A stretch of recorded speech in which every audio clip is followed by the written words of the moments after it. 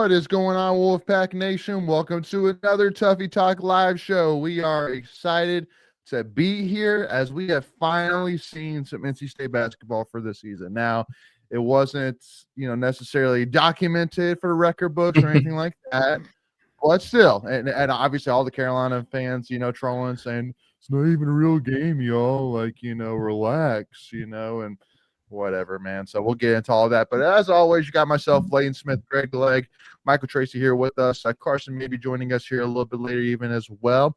But if you've been with us before, you know the drill. But if you have any questions, concerns, requests, thoughts that you have during the show, make sure to put them in the chat and we will get to them here today.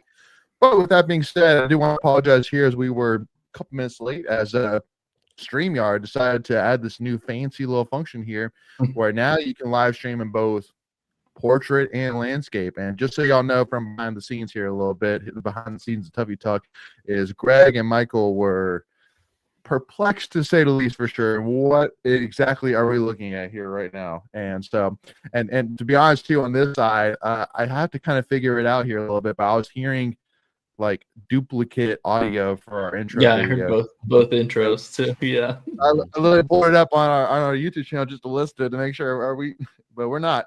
So anyway, so we are live streaming in both portrait and landscape on YouTube. So fun stuff there for sure. Gonna a lot of trial and error here, but real quick here before we get to the serious stuff, I want to have a little bit of fun here. So Mike, I'm gonna ask you a serious question here. All right, so tonight in my fantasy matchup, I'm down by a little bit under 6 points. All right. And my opponent has Xavier Worthy. And then I have Brashard Smith, the running back for the Kansas City Chiefs. All right.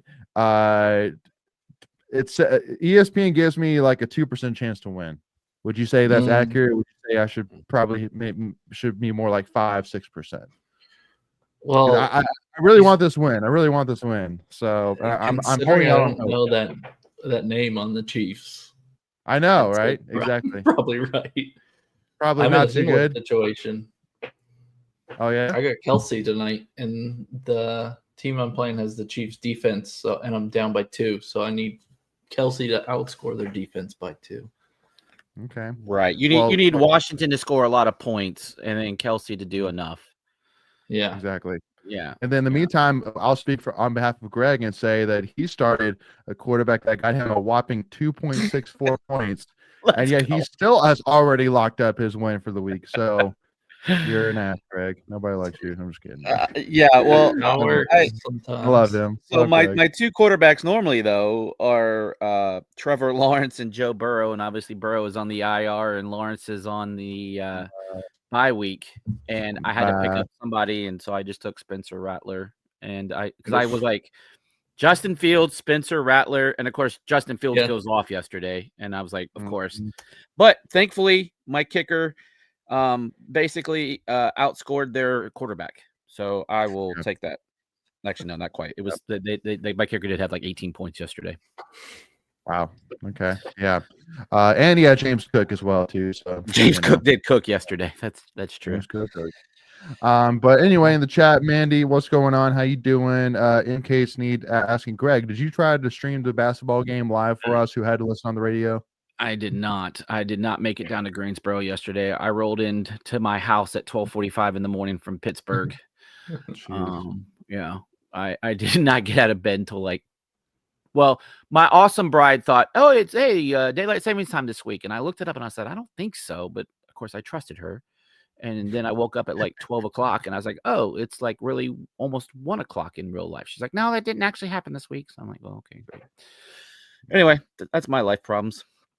Yeah, no, exactly. So, but with that being said, though, so you got Preacher Man. Good evening, Tuffy Talk. Congrats, Greg, on 50 in a row. Yep, congrats, Greg, 50. As a matter of fact, too. Yeah. Well, that'll happen this weekend. So let's save it, and I want it for next week, and I'll have my official speech. Yeah. Around hurricane. We will. Right, something crazy could happen. Yeah. Man, all right. So now, so you better buckle up now, because now that they got these sounds, like better sounds here with StreamYard, I might really more often. Yeah, I know. Now they got. Oh, that's a weapon to you. Yeah, I feel like that's going to be directed at me a lot. I know. On top of our normal. You know what really grinds my gears? Classic. Oh my gosh. I heard the double once again, so I'm gonna have to get used to that. I guess Michael will too. I'm only getting it once. I know. Well, hey, just consider yourself lucky, Greg, and consider all the viewers lucky as well. Again, as long as y'all are probably faster. Yeah, I guess so. We need that. We need the Macon's favorite sound. What was his favorite? He always liked it, like or whatever that. That's what we need on here. I know. I'm surprised. I'm gonna look up and see if that's a sound on here. It's got to be a sound. But anyway, all right. Let's jump into it here. Have some fun here, real quick. So, you know what? Let's knock out the bad here, real quick. First and foremost here, and I mean, okay, whatever. We'll just knock out the not so great. We'll frame it like that. Not so good. So obviously, NC State football. Rough loss to say the least here for sure. I mean, do we even need to say the score? I mean, just I don't know. It's okay, fine. We're 53-34 final score. It was rough, and honestly, it wasn't even that close. It wasn't even 19 points close. It wasn't even a thought. But Greg, first and foremost, since you again at number 49, was that your first time to Heinz Field? It was not. It was my second time. Okay. Yeah. First time was at the Naeem game. Yep. 17, 18. I don't know. Okay. I don't know what year that was. Yeah. Let us know in the comments here too as well if you've been to Heinz Field before. But Greg, not even Heinz Field anymore. It's not even Heinz Field. Get it right. Oh, sorry. Yeah. I mean Acrisure. Yeah. Exactly. Heinz Field. So yeah, I know. I honestly have you guys ever been there before? I'm sure you guys saw like the ketchup bottle they had there when they were in the red zone. Like, dude, that was so good. Like I know, like I'm a Bucks fan. We have the whole Pirate Town, and but the Heinz bottle like dripping when they got in the red zone, that was pretty cool. Like, and the Heinz family have a crap load of money. Like you just couldn't keep throwing a couple dollars toward. That's crazy. Yep, it is. But I know you were saying to us in our chat here, our private chat, Greg, that you had a good time watching us get our butt whooped. So. Do you want, just for our own curiosity, maybe for the viewers as well, who maybe haven't experienced, whatever it was that you experienced outside of the game, would you mind giving some context here on that? Yeah. So funny thing, when we were at the Naeem Hines game, we almost got into it with some fans because it was hot and they were pissed that they were losing. It's definitely better to go when they're winning because they were much friendlier. But we were sitting in front of some fans. and we just started talking. They're like, "Hey, we're just gonna have a good time today." I'm like, "Okay, man, let's just hold this energy for a whole game because you start out cool at the beginning of the game, and then the game gets going, and people get up in their feelings, and things change rapidly." Mhm. But they were cool, and I pulled out the old suntan flask that I have, and they're like, "Wait, you're drinking suntan lotion?" I'm like, "No, it's a legit flask." And so we passed it around. It was a little chilly. And then they're like, "Man, NC State fans are the best. Like, we're coming to hang out with you guys." And I'm like, "Cool." I was like, "Yeah, I'm kind of like a big fan. Like, this is number 49 in a row, yada, yada." They're like, "Well, why do you keep going to all these games?" And I'm like, "Well, kind of a super fan-ish, if you will. I actually broke my Not a leg." big deal. They're like, "No, you didn't really break your leg at a game." I was like, "No, I definitely broke it. You can Google it." And they there's like 10 of them just sitting around me, like all Googling at the same time. They're like, "Is this you?" I'm like, "Yeah." And then of course I get the same question because I think the article says it was like 100% worth it. And they're like, "Is it really worth it?" I'm like, "Yeah, it's been an awesome ride." And I said, "Yeah, they kind of." I said, "We do a podcast, and the guys call me Greg the Leg." They're like, "That's freaking cool." So then there's like 20 people yelling, "Greg the Leg, Greg the Leg," like out in the stands, and I'm like, "Oh god, I shouldn't have said anything." And yeah, they kept buying me drinks the whole game, so it was great. It was fun. Right. Okay. Yeah, you're Cool. right. This probably, if we were winning that game, probably wouldn't have been as fun. But No. But so what was the? I can't remember what was the term I used. It was the best. What was my? I know. I'll have to number? find it, but it was Yeah. the It was the most. Oh, it was the most fun. It was the most fun I ever had getting an ass whooping. I think that's something yeah. to that effect. Yeah, most fun I ever had in an ass whooping. Yeah. Yep. But No, it was yeah. fun. Like Pittsburgh's a great city. I mean, I have a lot of great memories from men's basketball there. We've won twice there, and then that was the first time I've ever lost as a State fan in Pittsburgh. So I'm 3-1 at events. So I'll still take that. Yeah, that's not too shabby good. at all. Not too shabby at all. Yeah. But Children saying a few times that they've been there but for the Steelers, not for Pittsburgh Panthers, which is fascinating too as well. Once again, how they had the Pittsburgh Panthers game on Saturday, then hosted the Steelers for Sunday Night Football. So shout out to all the field crews out there. Never get enough love for sure. Unsung heroes. But Real quick, go for it. I want to say they had a really good setup. I don't know if they use it for both the Steelers and the Panthers, but they had some of those metal, like you would see like at a concert, like support, stanchion things, and they had some like pit logos hanging from it, and then they had like where the band there's like a main driveway, if you will, right up to the stadium, and the band comes through there with the cheerleaders, and I like how we do it, but again, I just think because they are a professional, I think they share a lot of stuff. Their game day atmosphere was pretty good. But yeah. I was gonna say, Anyway. where would you put the intro video? Would you what would you say it's on the the intro video better wasn't side, lower? Yeah, no, I was talking more about the game day before the game, like kind of like Sure. they do their Walk of Champions type thing. I just kind of like their I don't know what they call it. They have a name for it, but it's like their pit town, if you will. Like their fan fest area was much better than ours. Like much better. And when they were doing the Walk of Champions, they have two equipment managers walking on either side behind the team, holding out baskets, saying, "We're donations for Mason's NIL fund. Donations for Mason's NIL fund." Yeah. Donations, So I was everybody. talking with those. Yeah, I was talking with those same fans, and like apparently their NIL is not very good. And I'm they're sure. a little bit on the struggle bus there. But again, Yeah. coaching, and development means everything.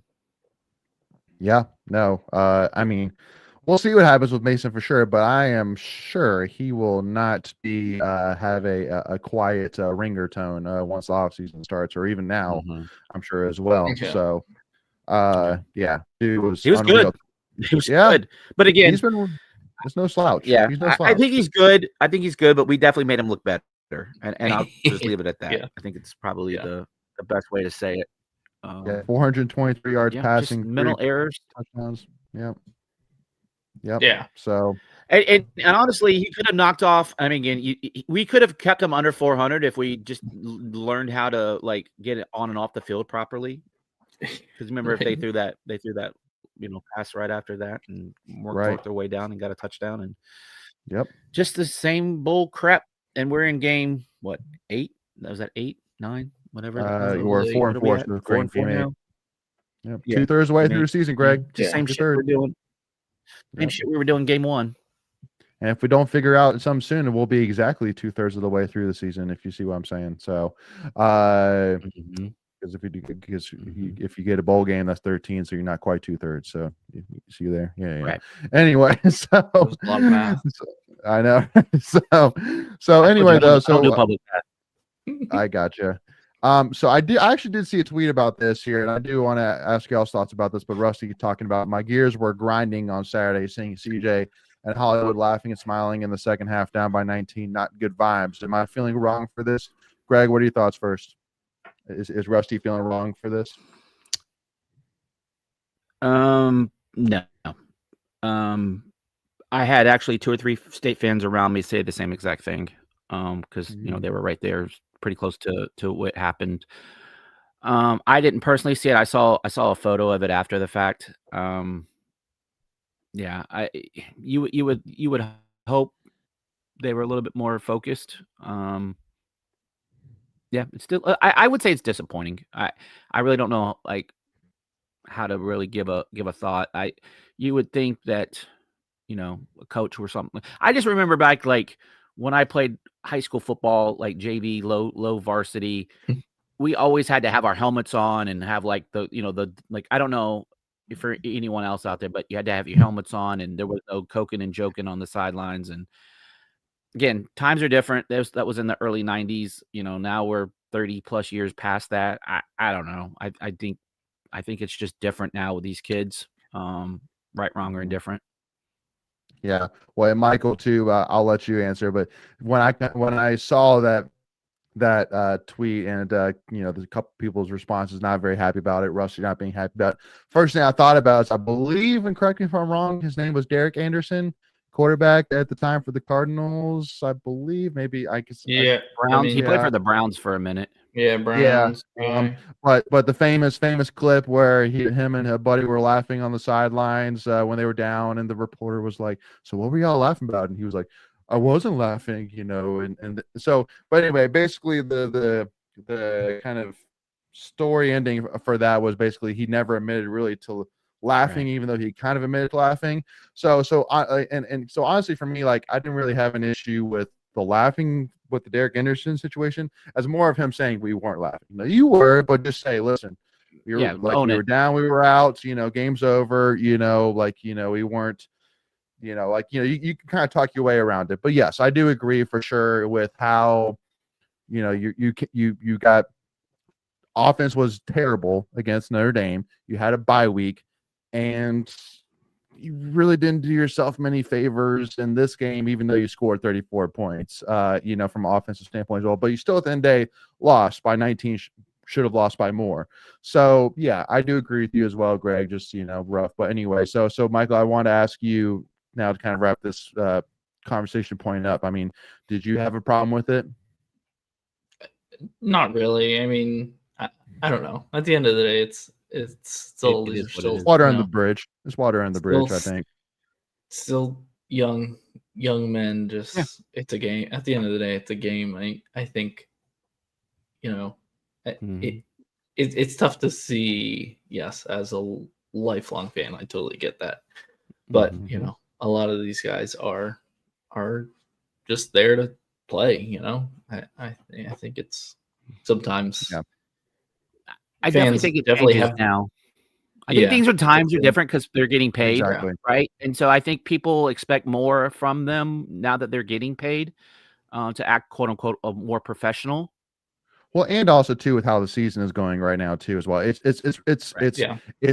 a tiny bit of gas to an already in fuego fire. You know what I mean? That's really because you have so many different types of. That's why we're talking about it. Right. I mean, because there's different storylines going on right now with the season. And to your point, it's right after a bye. You should have been laser focused on this week. You just didn't perform as a team, because at the end of the day, it's a team. Now, I will say, playing the devil's advocate, we don't know to what the Derek Anderson thing that you were kind of, talking about. We don't know. One, they didn't know they had a camera on them. right? So that's one thing. If they knew that they had a camera on them, that may not happen, if you will, right? Because of that perception. But something could have just happened and said something, and then they just kind of chuckled, and then just camera was right on. Again, I would highly doubt they're sitting there laughing, saying, "Oh, can you believe how terrible we are? We're losing by 19." Right. They're not. It's something, And I get it. You want guys to stay in focus, but at the end of the day, because now, like I said, perception, right? Perception. Now you're like, okay, has the coach lost the locker room because they're just having a good time? Like, all these other questions start creeping in. Again, if they were 6-2 at the time, and then now they're 6-3, you kind of be like, okay, whatever. But again, because of, like you said, the smoke that's already out there, it just amplifies everything. So now everything, and if you want to bring Caroline into this real quick, everything you do is under a microscope at this point in time. And so that just changes people's, again, perception. It may not be anything, but perception sometimes is everything.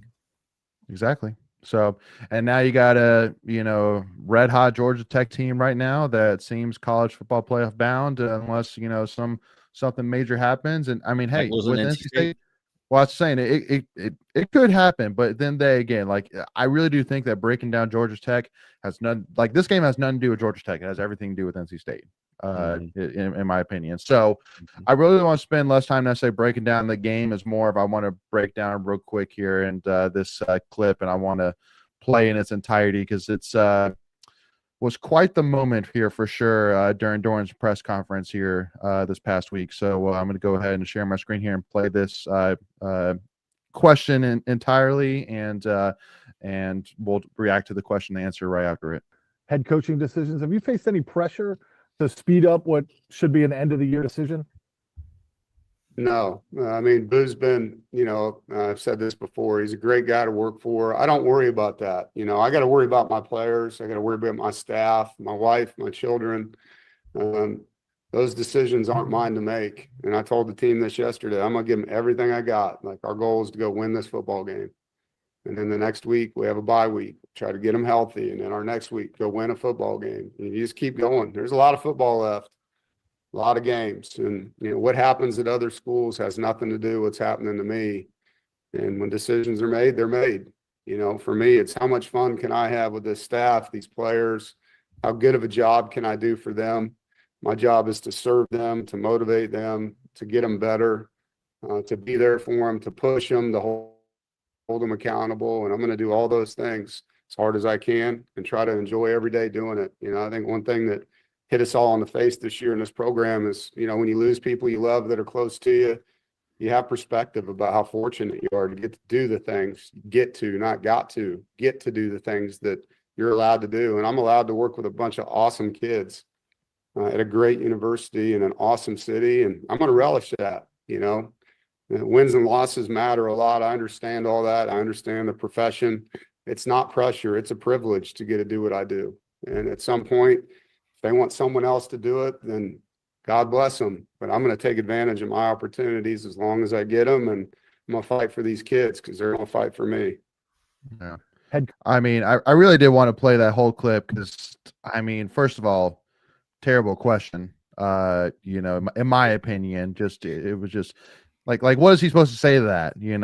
But also too, just like you're saying things that almost like you're making it seem like it's set in stone. It is a big rumor for sure, but what is he really supposed to say that? So I mean, so Michael, I'll let you kind of answer this first. But I mean, I just really wanted to point out, in my opinion, 11 out of 10 answer. Loved every single word of what he said to respond to that. Yeah, it was a poorly worded question. I mean, he said what should be an end of year decisions. Like, okay, he's telling Dave there, okay, you have to make a decision. That's not. It was just a poorly worded question. I don't think it was malicious. I think it was just question. But yeah, I don't know. I like you said, it's a good answer. I mean, I think there's a good chance he could retire, but I don't think he's made that decision yet. And like he said, if he gets fired, that's not his decision. Obviously, that comes from Boo. So he's going to do what he can until then. So exactly. Yeah. Yep. I kind of echo what you said. It was, kind of Poorly the best worded. answer he could give in that situation. For sure. Greg, thoughts? Yeah, I don't know who asked that question. I mean, they say there's no such thing as a dumb question, but that was a pretty damn dumb question. The reporter answered their own question. What should be an end of year decision? Yeah, duh. You can stop there. Okay. Question's done. So yeah, you can just make a statement. You can just make a statement.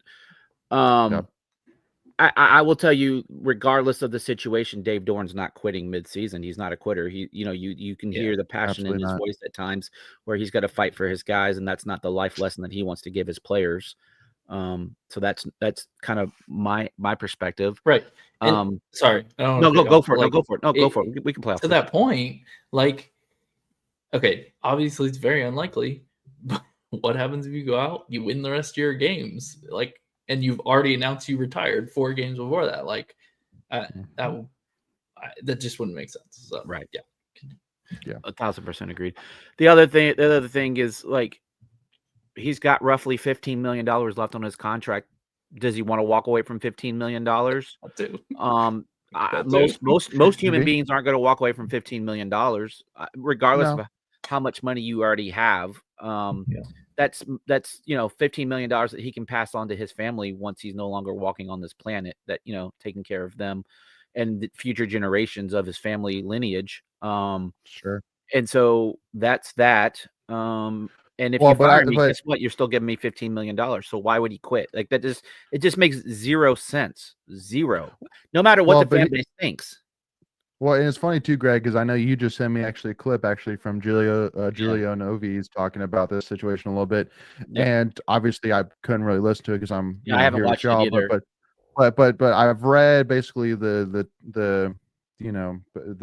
transcript a little bit here, and I one thing I do like is basically, because you can tell definitely for sure that Dorn is seriously considering retirement. You could just tell that he's considering it.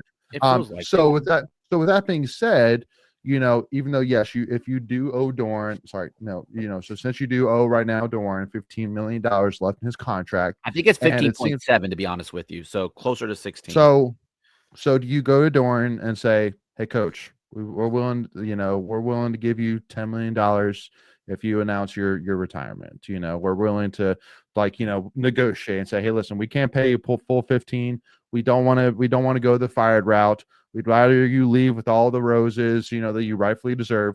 Give you $10 million to the sunset. Let you get out.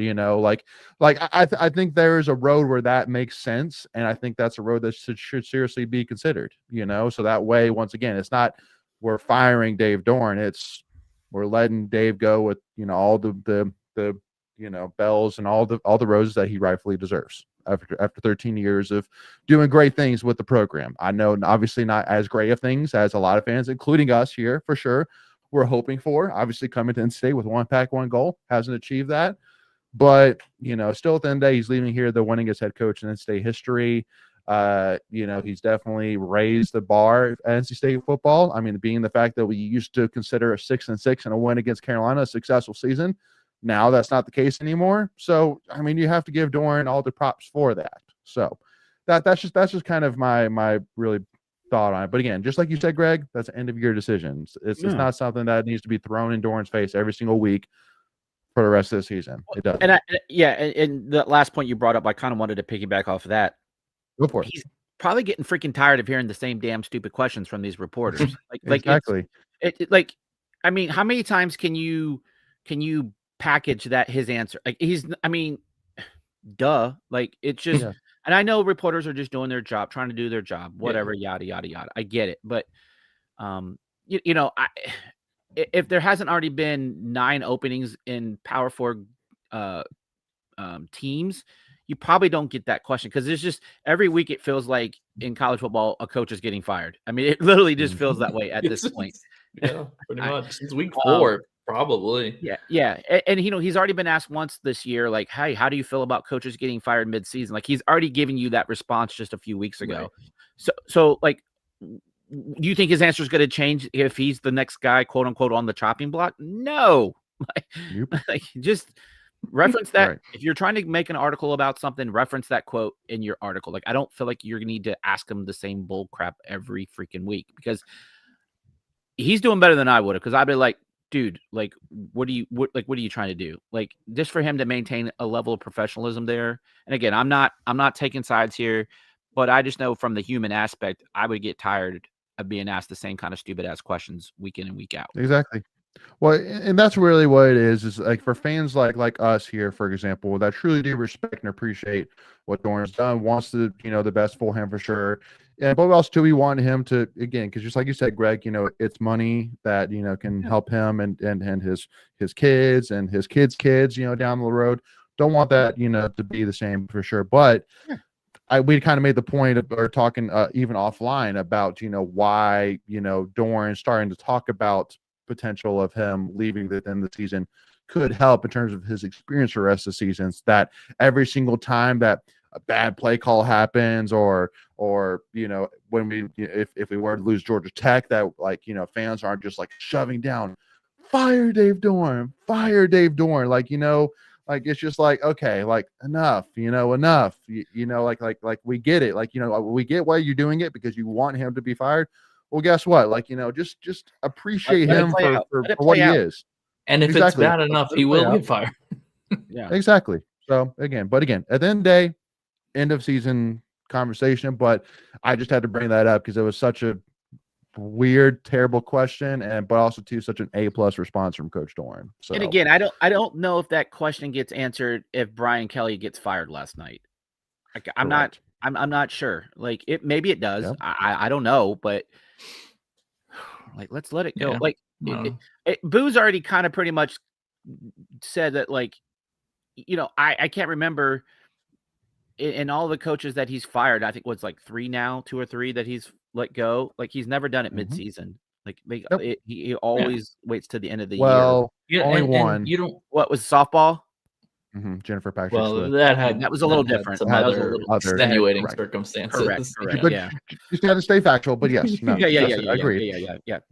And again, I mean, Boo just runs for whatever people want to think of Boo, and that's fine. That's their right. But he has a way of doing business, and he does it, to me, in my opinion, the right way.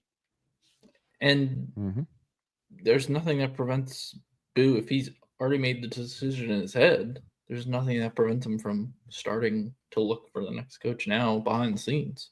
I'm sure that was happening with basketball. Exactly right. Yeah, exactly right. Oh yeah. Yeah. So with that being said, and great. Oh, I was just one last thing is, I think one of the reasons you haven't really seen or heard anything, because right now it's not affecting the bottom line. People are still showing up week in and week out. It's football, right? You only get 7 home dates a year. People still love their tailgating, no matter how bad the football is. What typically you'll see, and you kind of saw it with Virginia Tech, not that I say that we're Virginia Tech's fan base, but you see people show up for the first half and then they roll out at halftime. So that way they feel like they've gotten their quote unquote money's worth. Exactly. It's what you see after, because again, this weekend, homecoming, right? It's gonna be a full house. It's homecoming. It's the number 17 team in the country coming into Carter Finley. People will wait till see how it plays out at halftime, and then they'll make their decision. If the game is close, you might have some people go out at halftime, then come back in. And so I think for the most part, our fan base will show up. And then you only have 2 more home games. You have a Friday night Florida State game, which is very winnable. So you have a quote unquote another night game in Carter Finley, and then you have UNC coming back. I don't see people not showing up for the last 3 games because of those factors that I just mentioned. Agreed. Yeah. Nope, 100% agree.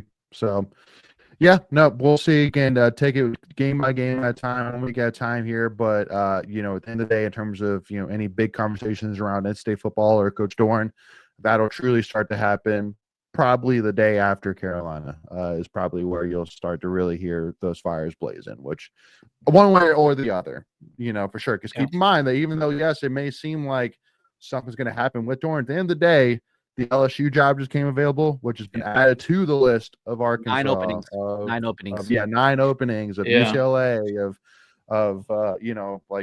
just all right. Now we're like 6th, 7th in line. Like if here's my thing: just be close to your phones about 10:30 Sunday morning, because apparently that's like when Boo likes to fire people. Yeah, I was still asleep. I woke up to a bunch of text messages. Right. Yeah.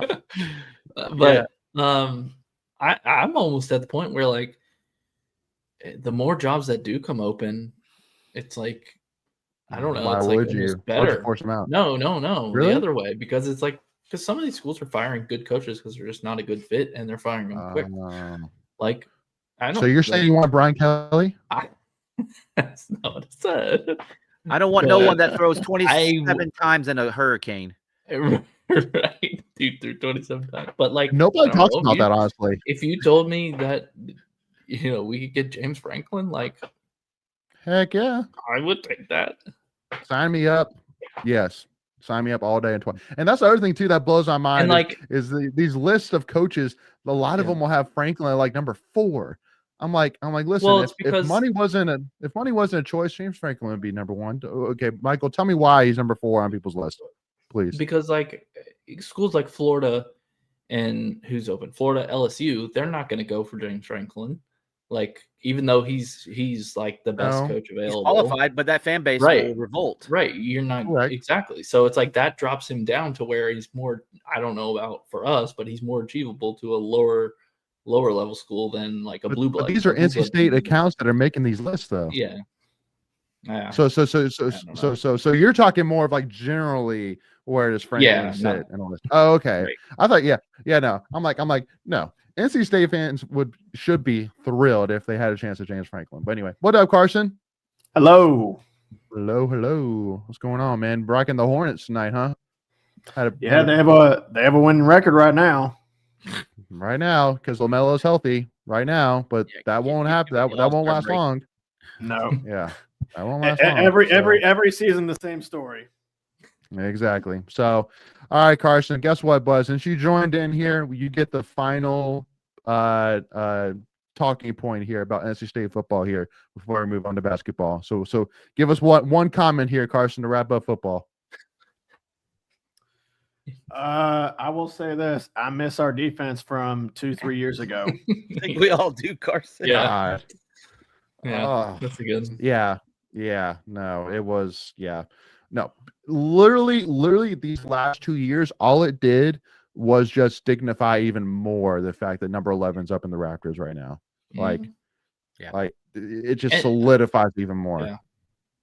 I think those 4, the worse the defense looks, the worse that it hurts that last day of the portal when all 4 of those DBs went in. Like, yeah. Again, I think because that's where we're getting killed at, right? On the back half. Like the pass coverage has not been as good as it should be. Against the run, we've been okay. We've been decent. Although still a lot of missed tackles. Yeah. Yes. But I mean, how many PIs / long pass plays did we give up on Saturday? Crazy. Or just soft zone where the guy just sits in the middle and just catches it and then just falls over. And then we had some, those type plays, and then we missed tackles. So a 10-15 yard pass turns into a 25-30 yard pass. Like it's just one thing after another, or just interception coming through your hands. It's like, well, the linebacker should have caught that. Well, he's the linebacker for a reason and not a tight end. Correct. And also too, our defensive line once again has been awful. And yes, we're injured in the secondary, but what team isn't injured in college football at some point? I mean, it is pretty bad. It's bad though, because again, if you had the Brandon Sisseys and Coolies and all of those, like those would be your first string guys, and then your second string guys that got injured, right, wouldn't be playing. Starting at a third freshman. Correct. Or a guy like Jackson Vick, who's a really good situational nickel type guy, but he's not a guy that's 4 downs every time. A lot of these guys are undersized, in my opinion. Like we were trying to move on, so I'll move on. All right, cool deal. I'll still be there Saturday. 100%. No, we'll be there, no doubt. I'm gonna try to get front row again. There you go. Yeah.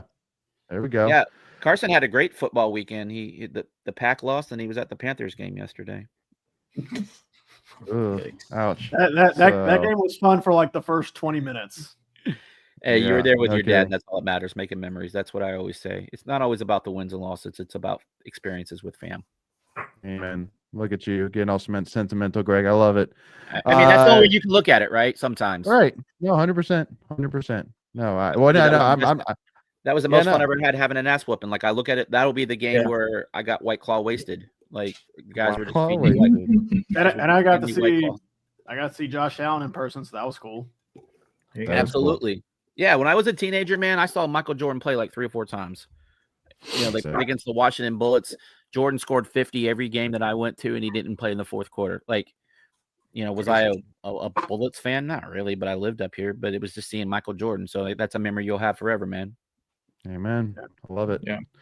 So with that being said, speaking of making memories here, I wanted to highlight another big win from this last week, the One Pack NIL event, the basketball celebration for men's and women's 3rd annual, raised over $828,000 in the event alone. Had over 295 attendees, 25 different Wolfpack basketball athletes, former and current, including Sanaya Rivers, as you see there on the screen. 40 plus auction items that were sold, 20 Cornerstone Club members committed. Cornerstone Club members committed, which if I'm not mistaken, I think starts at $12,000, I believe, for Cornerstone Club members, but I could be wrong. It might be higher than that. No, $1,000. It's a 1,000, 5,000. I think there's 1,000, 2,500, or 2,000, and then 5,000. Okay. They got a couple of 5,000 guys. I think they got 1 or 2 5,000 guys a month. I love that. 5,000 a month. Holy smokes. And as you see there, right at the bottom, Greg, what's that last one right there? Oh, countless memories made. What does that say? Countless memories made. Countless memories made. That should be our theme. Boom. That should be our theme next week for the live stream. Countless memories made. Exactly. Yep. So love to see that for sure.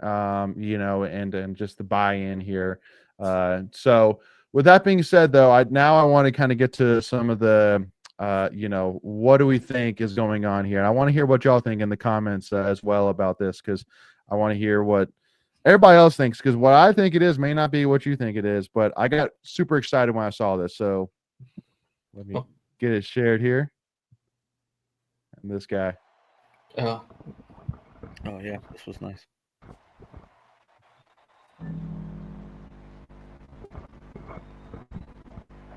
So good.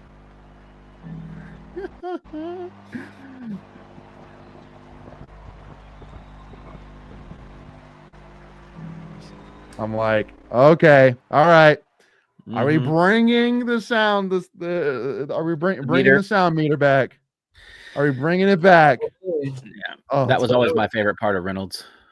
Oh, for sure. And I totally think a 2025 version of the sound meter would send all in-state fans just roaring. That'd be so cool. And it's maybe they will be. Maybe they will be one somewhere. But again, people are just saying that it's just a sign of like a throwback. But I'm also like, they're putting light bulbs in, they're putting new light bulbs into something. So I'm sitting here saying that's saying like something is being built, because people are saying, well, maybe they're just announcing like a throwback uniform. I'm like, well, but then why wouldn't they just use like the sound meter? You know, like why are they actually building a sound meter? That's my thought. So are we in agreement here? Do y'all have any other thoughts on what this may be on November 3rd? It's probably just I think it'll be incorporated somehow. Yeah, I don't know if it's the original one or a new one. Yeah. Well, I mean, they've had events at Lenovo. So has anyone seen anything being put in there? Not yet. Is that like what is I know they've been doing some stuff. I haven't really followed that closely, but what have they done to Lenovo over this summer in preparation for this coming year? I know they're having hockey games there now. What's is that standing room like level done up there in the 300 level? Is that done? I don't know. I don't think it is. Yeah, I mean, like they've done some minor things like with the old restaurant club, you know, in the 200 section. They've redone all that.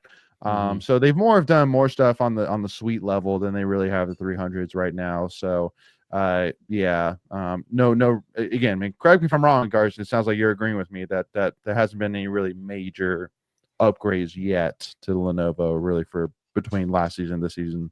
So yeah, I went to the Canes game a couple weeks ago. I didn't see anything that's really stood out. Yeah.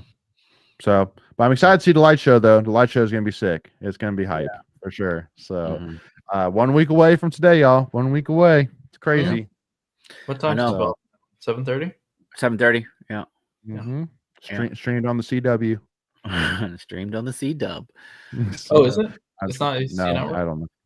I mean, is it ACC Network even? It should be ACC Network. It's probably ACC Network plus the streaming one. Right. Yeah, we're playing North Carolina Central. Yeah. Yeah, I don't know. They ACC might extra. Yeah. Are they? You would have thought maybe they would put it on regular ACC No, Network. it is on ACC Extra. Yeah, that makes sense. Yeah. You would think maybe they might put it on regular ACC just because it's the beginning of the Will Wade era, but it's NC State, so they won't do that. No. Yeah. If it was Hubert Davis' first game, they would. Even though the Field of 68 so podcast put us over Carolina now we're at number 3. So in the ACC. So anyway, go ahead, Michael. It says 7:00. Oh, because do you know who's on at 7:00 and playing Central Arkansas? Of course. And are they on ACC Network? On the regular ACC Network. What did I freaking just tell you? I love it. So I got Jacob in the chat saying my wife and I are making our first trip to Raleigh this Friday from Arizona, heading to the Tech game and then to the opening of the Will Wade era. I love that. That's an awesome weekend right there. That's good. That's Hey, good. Jacob, if you don't have tailgate plans, reach out and you're more than welcome to come hang. There we go. Love that. Yeah, Jacob. And Jacob saying her first NC State game was the Final Four game. That's a high bar to set there, my friend, for sure. They had a long haul from Arizona to Arizona for the Final Four. Yeah, that's true. What a nice way to have the Final Four in your backyard. That's pretty cool. No kidding. Love that. So anyway, though, but yeah, no, if they brought back a room with 4 guys. Yeah. Hey, listen, when flights are $1,000, you know, round trip, you know, you gotta do what you gotta do. That was a fun trip. It was a fun trip. It was a fun trip. But yeah, so excited to see, and again, hopefully the sound meter can make an awesome return, and that'd be amazing, especially because I don't know if y'all know too. My mom is because both my parents worked for NC State athletics back in the day, and my mom she's all her like planting the flag with her time at NC State was 2 things. One, she actually ran ever so often the sound meter, because keep in mind it wasn't actually like decibel controlled. It was just a person just basically moving the meter up themselves, like it is basically a Reynolds right now. That's like how you can play yourself. That's pretty much how they did it back in the day. And then she also would do the wolf howl like at football games when it was a little VHS tape back in the day. So she would play it, and then she had to pause, rewind it, play, pause, rewind it, play. So that's how they did the wolf howl back then. So that's my mom's name. So shout out to Mama Smith. But it's gonna be Grandma Smith. Yeah, that's right. Love it. Yeah, she's gonna go by Momsy. That's good. I like that. I like that. So, but with that being said, though, I got to give a shout out to buddy of ours, Ryan Williams from Inside Pack Sports, that shared. I know, right? Exactly what it is. But shared a pretty good tweet that I wanted to shout out to, saying friendly reminder to not overreact to anything with exhibitions today. Trying new lineups, getting new player minutes, and figuring out what works. Game minutes is different than practice minutes. But keep in mind, you see the well, I guess he actually did post this before the exhibition started, so I apologize, Ryan, to what I was about to say, because I thought that he was saying this like as we were losing to South Carolina and trying to chill people out, you know. But actually, he posted this before the exhibition even started, so I guess that you know this still holds here a little bit. But I mean, hold on. We love Ryan. I got receipts here. Ryan Williams in our text message yesterday Didn't have State Oh, losing this dang. exhibition on my bingo card. Oh, you're doing him dirty in the Oh, private. I'll do him dirty. That's for not showing up to my tailgate like 3-4 weeks in a row. Ooh, I love it. Let's go. Ryan, and that's the first also, Michael, that's non-believer also of the for you, Will Wade era. Michael, that's also for you about a month or so ago when he told you your shirt was inside out and you actually looked down. So that was for you too, buddy. That's true. He did get me on that. Oh He did man. get you. He did get you. Yeah. No, But like, it was always anyway. in the bag, right? It was always in the bag. Yeah. Yeah. No, what and then you got to get a little glimpse of my sarcasm, Greg, when I texted y'all saying fire Will Wade. Yeah, And I then was you like, were Fire like, Will. you're like, what? And I was like, bro, come on, sarcasm, man. no, and I was slow yeah. today too when you have thank you, Paul, in your little message there. I was like, thank you, Paul. What does that even mean? I didn't get it either. I didn't. I was slow. Okay. I was slow. Yeah, Carson, do you know what thank you, Paul means? No. Yeah. That's it. All right, I cool. love Well, it. it's weird. You just call him Paul. Like, Yeah. I know. Thank He you, was like, Paul. he's talking about Paul McNeil Carson. I was like, thank you, Paul. What is like Logan Thank Paul? you, Paul, Like, for like, what are you hitting the even- three. Yeah. You know, just winning always is, you know, it's a terrible win is always better than a really pretty loss. You know, even if it's exhibition, you know, just it definitely makes this whole conversation a little bit easier. But once again, just like Ryan says, if we were to lose, It's actually okay, good in my you know. opinion. I'm okay with it. No, I love how this game humble went.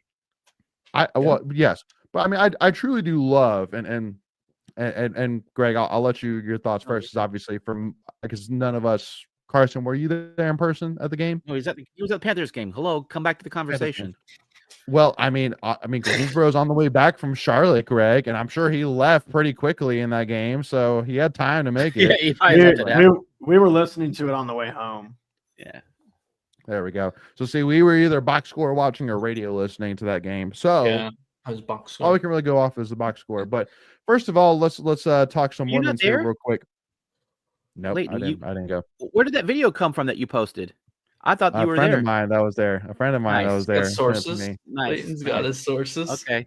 I just Indeed. assumed that you were there because you posted it. I'm like, okay, Leighton was there, and then now you're talking this nonsense, and I'm like, okay, were you not there? Nope. But Gotcha. but hey, you know, but hey, also too, we got to give Mackenzie a hard time too, because when Mackenzie did a shout out about the game-winning shot, she shouted out using Inside Pack Sports video and not the Tuffy Talk video. So, Mackenzie, where's the brand?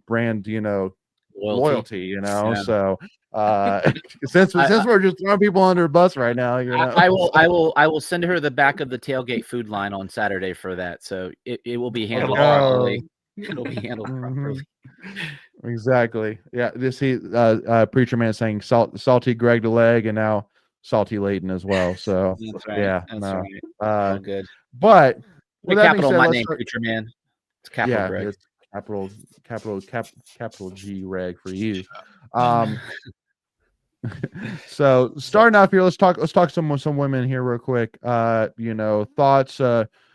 I mean, first of all, you know, from the videos again that we got, for sure, it was a very, I mean, obviously no shocking, you know, 99% NC State crowd, but it was a very rowdy NC State crowd, even though it wasn't really more than probably a few thousand NC State fans there, but it was a definitely impactful NC State crowd in that game.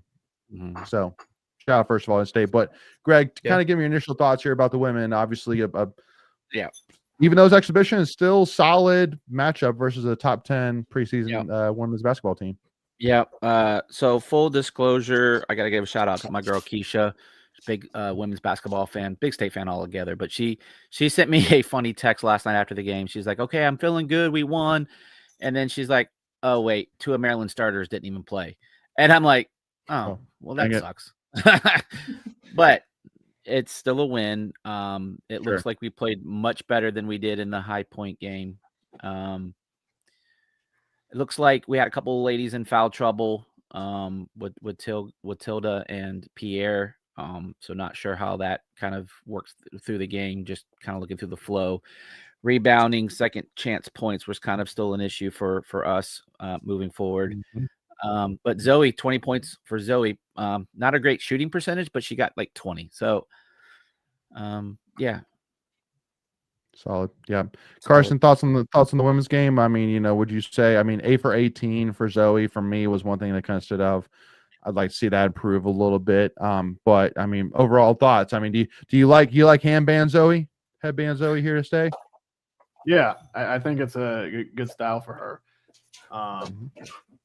Yeah, I was at the High Point game last weekend or two weekends ago, I guess.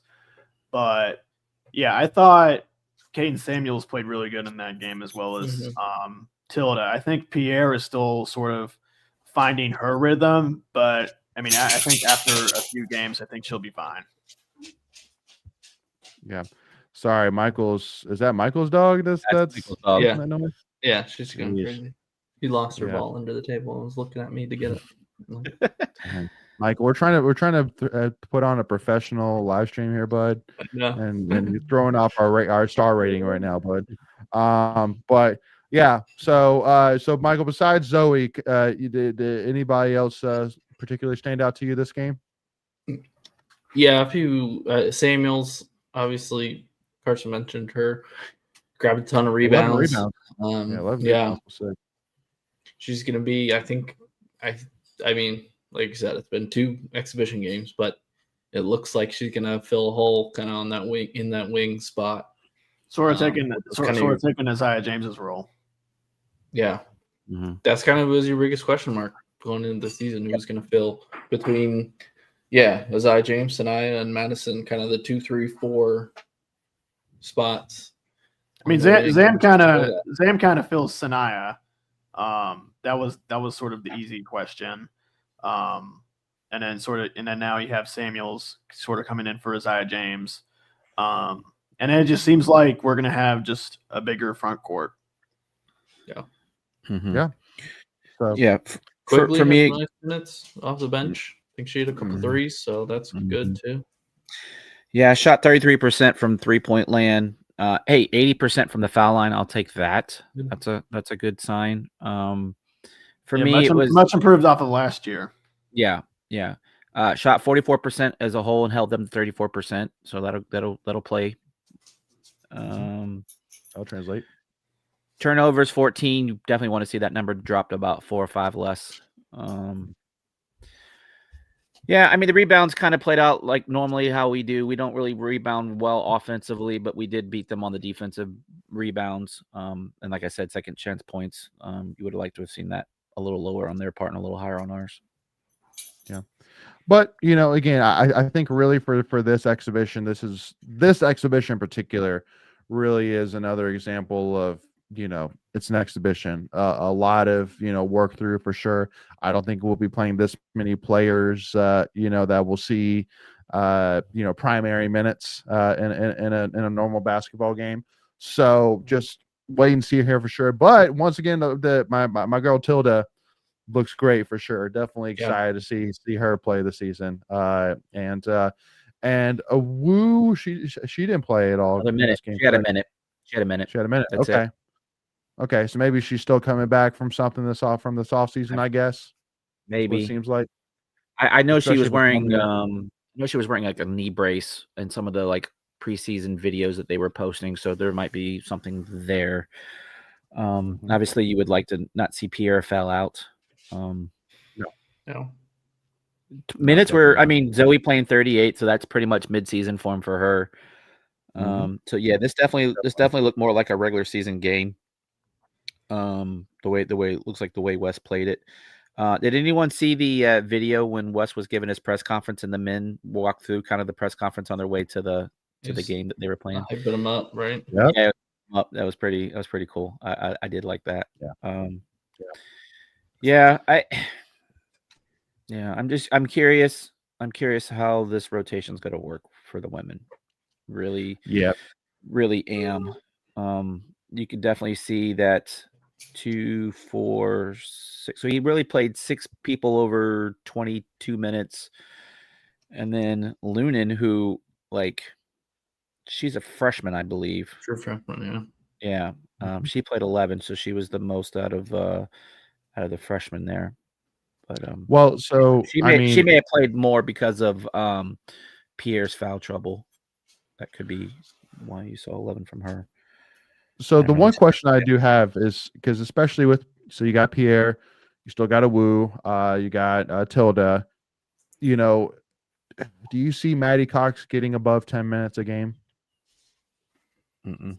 That's kind of the problem I'm having with her. Is where is she really going to fit court's into a little this? crowded. Yeah, somebody's Of course, not a little going to crowded. get squeezed out. Yeah.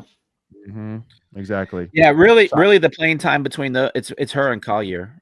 Like who gets the more of the minutes. That's really like they're kind of battling for playing time at that third what do you call it? Third on the depth chart. Third board. Yeah. So yeah, no, definitely but again, love Tilda, starting two of Tilda and Pierre. Love that for sure. On top of Samuels, Zamaria and Zoe. Will that probably be your starting five? Yeah. Quigley had a really nice game. Oh yeah, no. Devin definitely has established a good 15-minute game kind of role if you can find that for her for sure. She's played well. And you could even see that last season for sure. When Sanaya or Zaya was sitting out, Devin would come in pretty big games. So I think Westmore definitely believes a lot in her. So excited to see what she can do. She's kind of like your 3-point specialist, if you will. That's kind of where she focuses her game on is from the outside. She's not much of a driver. So if you get her going into a game, you could see more than 15 minutes, based on matchups and stuff. It was they won on a 13-minute run, 13-1 run over the last 4:22 of the game. And then Maryland went on a 0 of 12 shooting, and then 2 of their last 15 to kind of end the game. So yeah, I think that was like similar to the men's game. I think the men ended on a 17-2 run. Yeah. Well, and so let's make that transition over to the men's side. Obviously a very interesting game to say the least for sure. 88 to 86 win for NC State. And so, Carson, I'll ask you, is the fact that 174 points were scored more surprising, or the fact that NC State was able to pull off this come from behind win over South Carolina more surprising? I would probably say the comeback win was more surprising. I mean, the thing with basketball is you never know who's going to get hot shooting on certain days. And so, 80 both teams scoring over 85, it can happen. It's not completely out of the way, right? But, down 11 like late in the second half, I think. That was pretty impressive, for Will Wade's like first game against a power league opponent. Yeah, no, and I also too loved it as well because I think that so there was some NC State burner account that was tweeting like a gif of like a guy like snickering being like Kevin Keats right now when NC State was down during the game.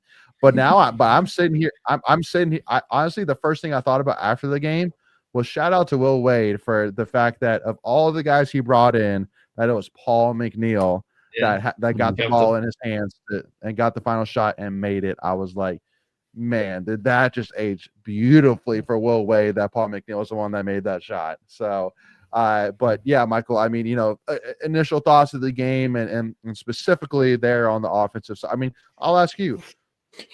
I'll add to the list. Were you shocked about 174 points being scored? Were you more surprised about the comeback, or were you more surprised that Paul McNeil was the one that had the ball in his hands on that last shot?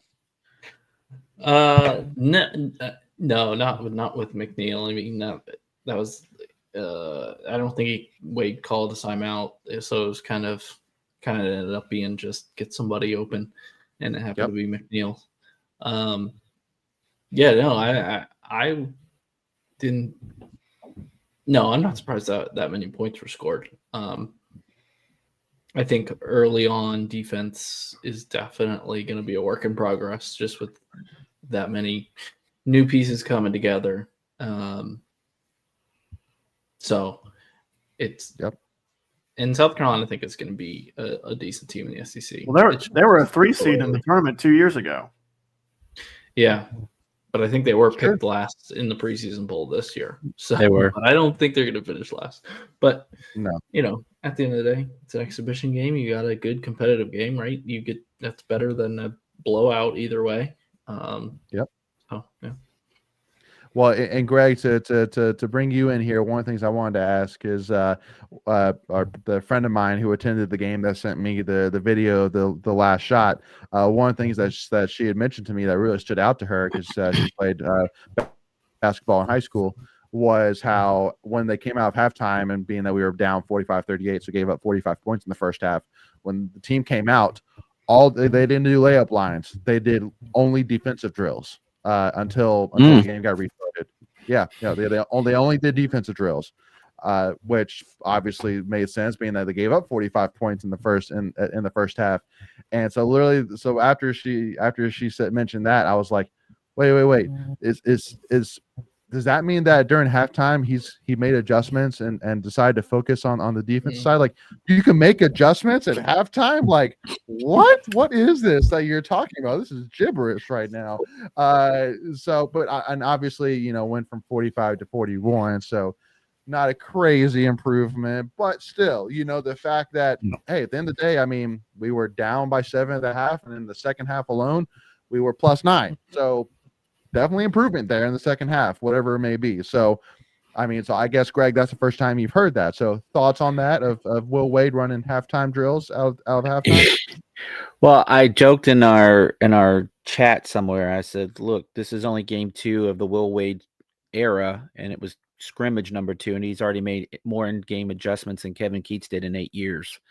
A little tongue in cheek there, but that will always felt like a knock, right? Like, quote unquote, we didn't run plays, we didn't make adjustments, we didn't do this, we didn't do that. And that's actually a fun tidbit that you shared, that they were running defensive drills.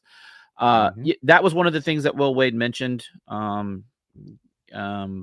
that they have to get better defensively. And actually, going back to the women just for a second, Wes Moore said the same exact thing.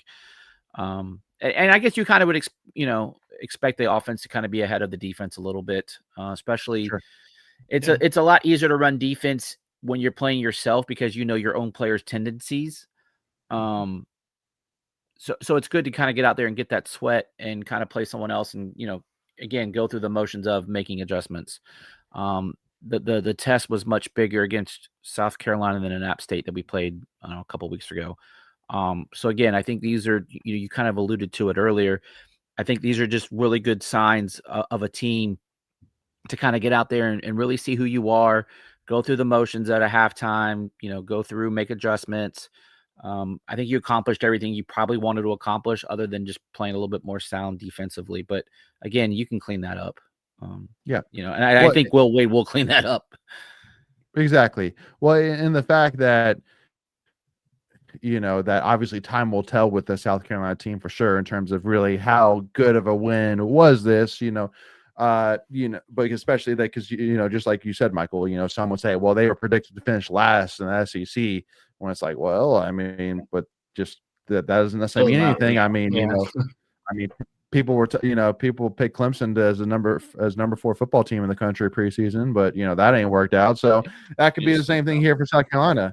But Chilton talks about here with the free throws, shot 63% from the free throw line. You missed 11.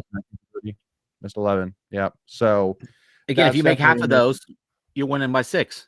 It's not really that close of a, it's a close game, but it's not like a buzzer beater.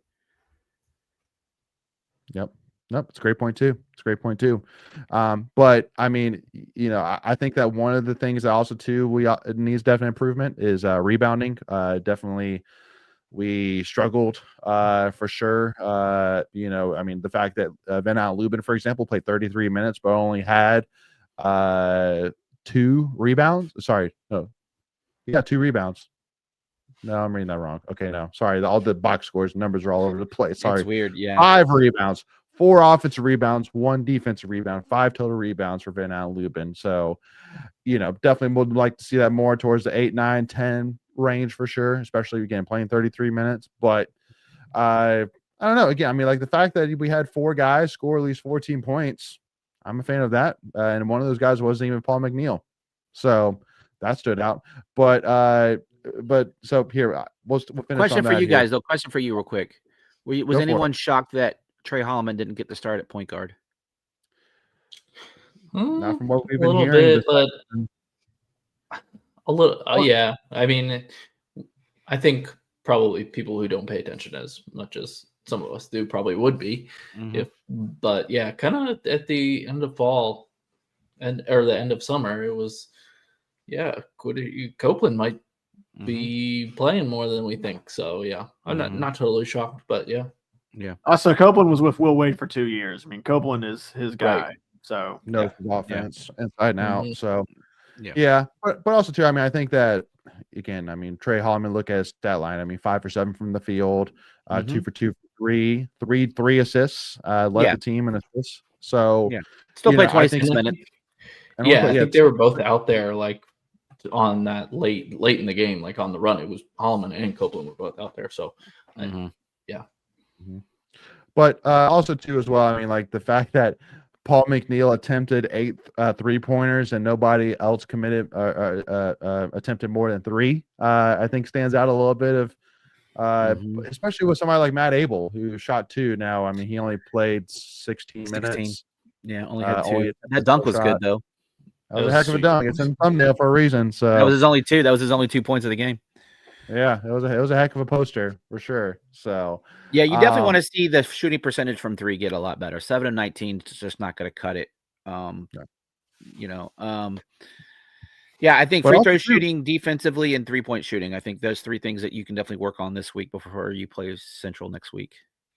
But one other stat that really stands out here on the box score is plus minus is that Terrence Arsenault was plus 15, which isn't really much of a shocker. He's going to be one of the premier defensive players in the ACC, if not the country. But the more shocking piece is that, which kind of talks a little bit, because I was just typing up Trey Holloman a little bit. Quadir Copeland was plus 19, which is, I mean, it's just insane for sure. So you have to take that into account and give the proper roses for that. Is that, I mean, that says a lot on how effective the team was when he was on the floor on both the offensive and defensive side of the ball. So, but anyway, and Noah Teague here from Technician. What's going on, Noah? Saying Q and Holloman are both a real deal. Can't go wrong starting either one.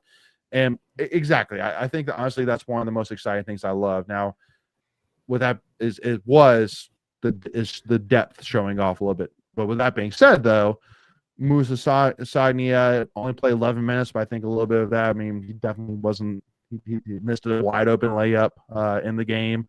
Was 1 for 2 and definitely didn't look too strong during the game. So, with that being said, there's obviously a lot of belief there in Van Allen Lubin, once again, playing 33 minutes for sure. So, I mean, is this kind of maybe a little bit of a solidification from Will Wade that Van Allen Lubin is your true bell cow starter from game 1? Yeah, I don't think it's a question. Yeah. Yeah. I don't think so either. Since we have Noah on the chat, I want to thank him for his tweets yesterday, and I also want to admonish him because he had the great box. I love the box score that they post. It's really clean, but he didn't post a final one, so I really struggled having to pull up stats from the GoPack site. So Noah, do better. I feel like everyone. That's right.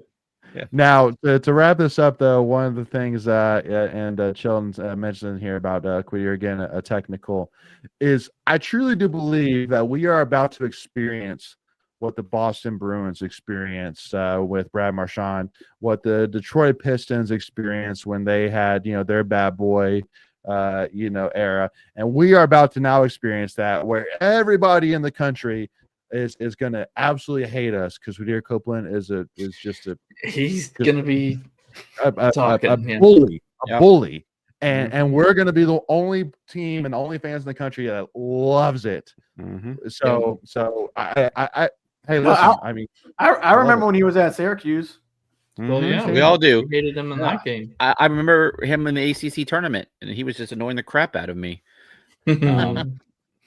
Yeah, he's one of those guys that you hate him when you play against him, but you love to have him on your team. I mean, that's the quintessential, just quote unquote pest, right? If you're gonna, kind of give the hockey reference that you're giving, just a dude that's gonna give you everything he has, and he's gonna annoy the crap out of you, get under your damn skin, and that's his game. He'll chirp and chat with you and kind of get you out of your mind. He plays head games. He's kind of like Philip Rivers in that game, in that sense.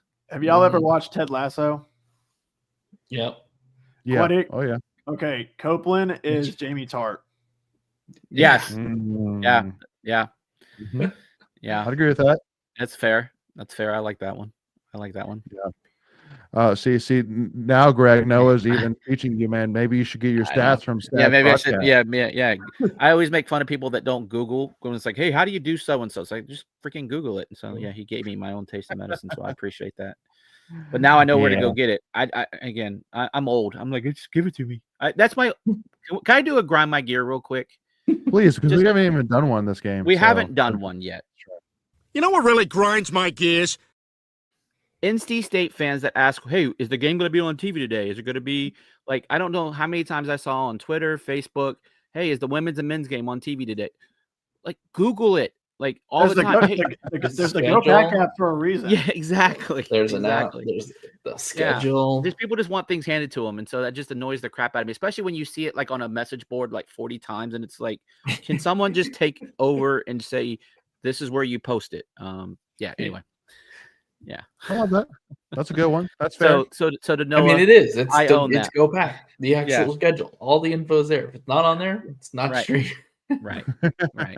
Unless there's a last minute like a TV adjustment where like a game runs over or whatever, then you kind of have to do something. But 99.9% of the time, the information is there. You just don't be lazy. And here's the funny thing: there's these great inventions called smartphones. It's there. You just type it in real quick and you're done. Yep. So anyway, I should have taken hold of my own grind my gear. Well, and I want to queue up here my what really grinds my gears, but in order to do that, I have to show a video clip here real quick. So let me get to it here, and some might enjoy it and might be a little bit curious of why this is going to be what really grinds my gears, but I'll get to it after I show this clip. So enjoy DJ Burns here getting interviewed here as a part of the Greensboro Swarm. And yesterday we saw you in the stands watching NC State play. What did you see from that team in their exhibition game? Man, those guys are going to be good. I think their toughness and resilience, they had every opportunity to give up being down the whole game, and they fought their way back. I'm proud of those guys. I can't wait to see more. Obviously, we have a lot of NC State fans in the area.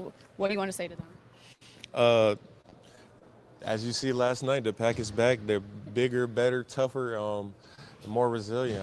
I'm excited. I think you guys should be too. I think that this is going to be some must-see basketball. I know I'll have my TV on every time they play. So obviously, what really grinds my gears. Don't do it. No, I know. No, I mean, give my man a T-shirt or something. Come on. What? Well, I mean, first of all, we've set the precedent by just throwing people under the bus this entire episode, Greg.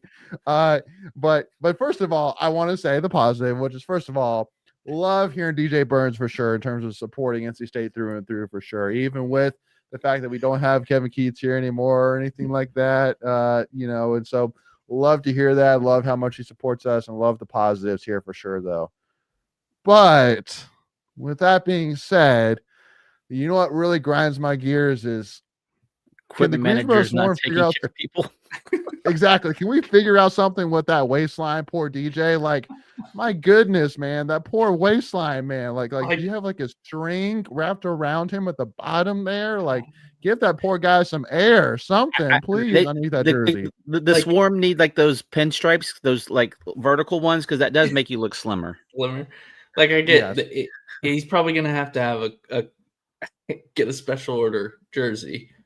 But get them. They definitely have a double XL T-shirt lying around somewhere. Yeah, no, and because I'm not picking on his size. At the end of the day, DJ Burns was a big guy then. He's a big guy now. But just help the guy out a little bit. You know what I mean? Like do him a favor. That's all I'm saying. So they did our guy dirty. They did our guy dirty. You gotta die dirty. That's all I'm saying. So, but love to have DJ back in North Carolina playing for the Greensboro Swarm. Love to have him back here in the United States. Hopefully he makes the team, Appreciate it. because it feels like it's a. I don't think it's a foregone conclusion, because that's their preseason roster. So I don't know if he's like on a tryout basis or what. So definitely rooting for him there.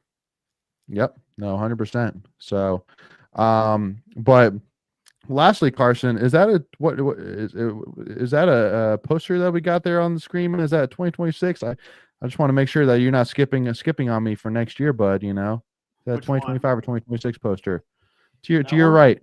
Yeah, that's 2025. That's okay. It looked like 2026 to me at first. So I was also about to grind my gears, being like, "Are you refocusing already on next year, bud?" Like, no, that's our soccer schedule. Yeah. Soccer. Which, speaking of soccer, dude, how good was that game the other night? Yeah. Holy smokes. Take Ely got his first goal of the season. I know. Which, dude, like red cards these days seem like it's like Oprah. Like, you get a red card and you get a red card and you get. They did it in the women's game too. That's what I'm saying. Yeah. Everybody's getting red cards these days. That was such a bad call as well. Yeah. They called it for tripping. Women one. Yeah. Yeah. They called it for tripping. She didn't touch her. She was literally tripping on the grass. Yeah. Source. So, yeah. So anyway, though. So, but hey, look, men still, even with two guys down, still found a way through and got to win at Duke for the first time in forever. So Like excited about men's 2007? soccer. Was that And what Duke was ranked. Yeah. That's right. Yeah. They're at number 3. They're ranked number. They were like 30 right 16, I thought. Oh, sorry for them. Well, State is at 3rd in the ACC right now in the standings. Their last game is against Syracuse on Friday. That's at home, and Syracuse is 6th in the ACC. And they won the national championship a few years ago, back in 22. So definitely a good program. Yeah. So with that being said, y'all, so, again, excited of what's going on right now with In-State Athletics. Obviously, we got wrestling coming up here in 12 days, which is going to be awesome. Men's basketball versus North Carolina Central and sold out Lenovo Center here in 1 week from right now. It's going to be awesome. And obviously women's basketball as well, again, started here next week as well. It's going to be a fantastic time for sure. Yep. And you still got NC State football as well, taking on Georgia Tech here, the number 7 team in the country here Saturday night, 7:30 p.m. So make sure to go support the guys 100%, and let's see if we can go and shock the world. And and if we do, then we'll just kind of eeny miny moe it of who gets to pay a $50,000 fine for storming the field. So I think don't you get a warning first? Is it a warning? Yeah. I thought it was 50,000 off the jump. It depends on the conference. I don't know. Yeah, Some I don't get a remember. warning. Wow. Some... Yeah, I don't know. We're the ACC. I'm in for $10. That's same. So, but with that being said, Wolfpack Nation, if you haven't already, make sure to hit that subscribe button, and we really, really do appreciate that. If you enjoyed this conversation, make sure to hit that like button. Leave any comments that you also have in the chat as well. But make sure to give us a follow, Tuffy Talk Now, Twitter, Instagram, and TikTok. And if you listen to us on Apple Podcasts, iHeartRadio, Spotify, wherever you listen to us, do us a big favor, leave us a 5-star review. We greatly appreciate that as well. Y'all are amazing. Really do appreciate y'all. Excited for NC State things to come. And as always, y'all, go Pack, y'all. Beat Georgia Tech and beat NCCU. We'll go ahead and throw that one in there. Why not? Go Pack, y'all.